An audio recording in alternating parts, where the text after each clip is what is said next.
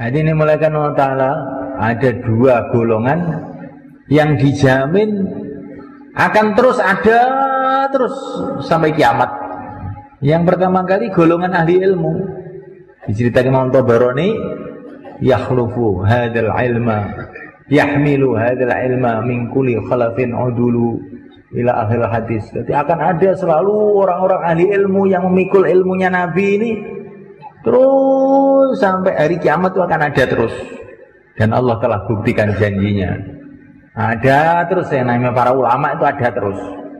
Tidak ada Nabi lagi, tidak ada Rasul lagi setelah yang mulia Nabi Agung Muhammad SAW. Tapi pewarisnya para Nabi, para ulamanya akan terus ada terus sampai kiamat. Semoga kita, anak-anak cucu kita dipilih oleh Allah untuk itu. Kemudian golongan yang kedua, golongan yang memperjuangkan agama. Ini juga ada terus.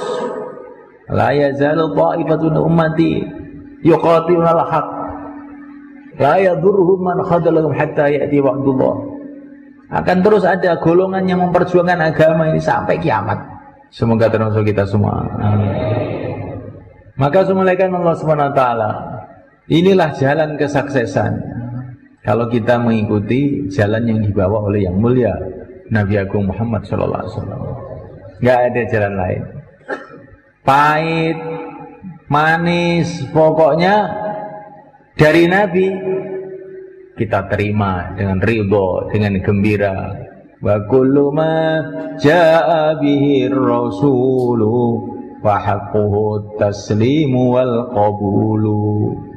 Kalau sudah datang dari Nabi, kita terima, taslim, nyerah.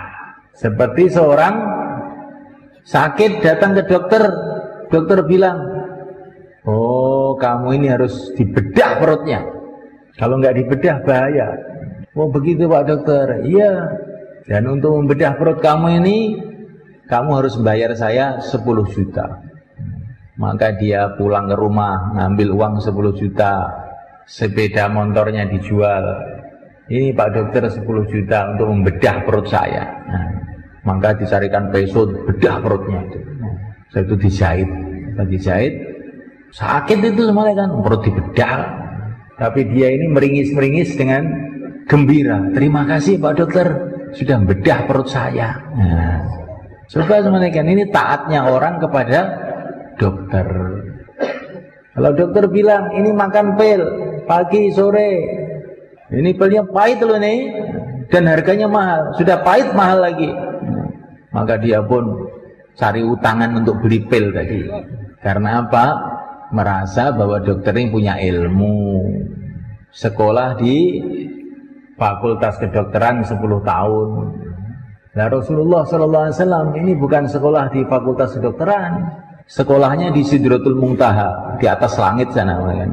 Yang ngajari langsung Tuhannya alam semesta, pembimbingnya malaikat Jibril. Maka kalau kita ini disuruh Nabi, suruh apa saja pokoknya sendiko dawuh.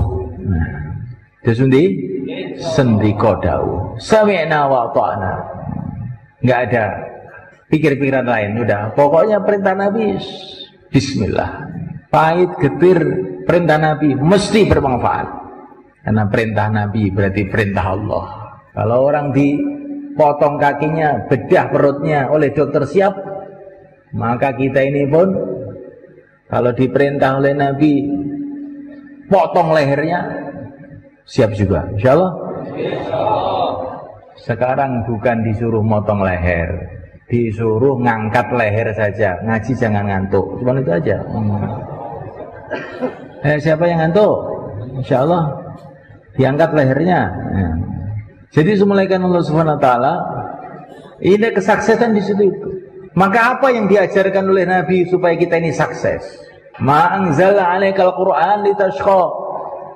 Quran ini diturunkan bukan supaya kamu itu susah, enggak. Supaya kamu bahagia, supaya kamu mulia, supaya kamu sukses. Agama ini didatangkan oleh Allah melalui Nabi bukan supaya kita susah, enggak. Supaya kita mudah hidupnya. Tetapi karena kita tidak paham, perasaannya agama ini menyusahkan. Seperti orang yang tinggal di hutan di Irian Barat sana, kan.